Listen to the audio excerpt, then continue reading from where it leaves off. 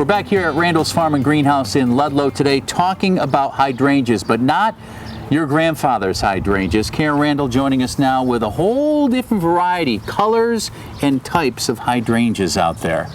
There are, if you look in most older homes, yards and gardens, you see big mop head. We call them mop head because of the big fluffy heads. Big pom-poms. That bloom in July and August into September. Those are old-fashioned mop head hydrangeas.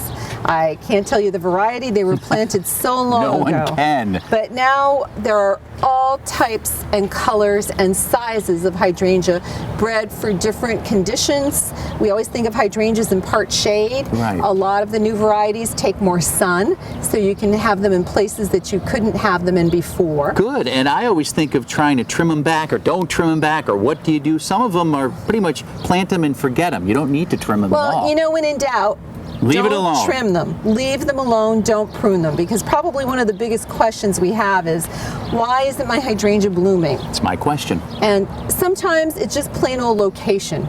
Like it needed more sun or it needed more shade. I see. Oftentimes it's because of the weather. We always blame it on the weather. Right. If you get some very, very cold temperatures in late winter, early spring, when the buds are forming on your hydrangea, freezes them, your plant will look great, all green, but it won't bloom.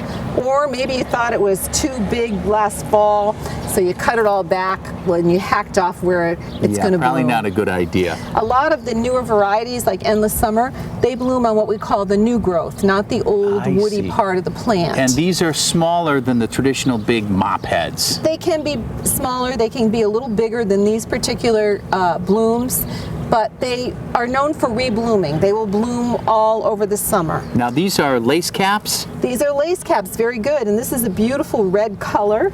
And down here is a panicle, meaning when this opens, it's going to have a long pointed bloom on it instead of a round mop head. Now what about hydrangea trees? Because we see those all summer long with the big, huge white flowers. Yes, and hydrangea trees are usually a well-established hydrangea that's been pruned into a tree shape. Oh, okay. And then it just takes off. They are and you gorgeous. have those beautiful blooms. One thing I didn't realize, I know they come in the traditional blue flowers, but you can control the color of your blooms, can't you? You can. The alkalinity of your soil, sweet or sour, if you use a soil acidifier, it makes it blue. And if you use lime, which makes sweet soil, it makes them more pink. And when do we feed our hydrangeas? Do we do it the year before to get the right color, or during the season? We do it early in the spring. And that keeps your soil. I've had people tell me that their grandmother used to put white vinegar around her hydrangea to keep it blue. So there's all kinds of tricks. But nowadays it comes in a bag, makes it a lot easier. It does. But one of the secrets is, Chris, keep your tag. For size, pruning, color, fertilizing, save the tag. When you buy the hydrangea, keep that tag and know what you bought so you know how to take care of it. It's too late for me, but maybe it's not too late for you. Karen, thanks. Thank you.